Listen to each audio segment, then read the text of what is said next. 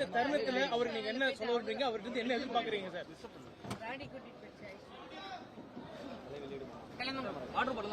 அவர் எல்லாம் நல்லா பண்ணுவார், நல்லா பண்ணுவார்.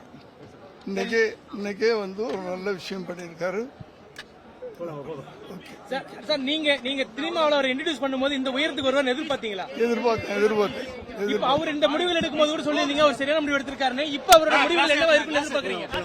இந்த தருணத்துல அவருக்கு நீங்க என்ன சொல்ல விரும்புறீங்க, அவர்கிட்ட என்ன எதிர்பார்க்கறீங்க சார்?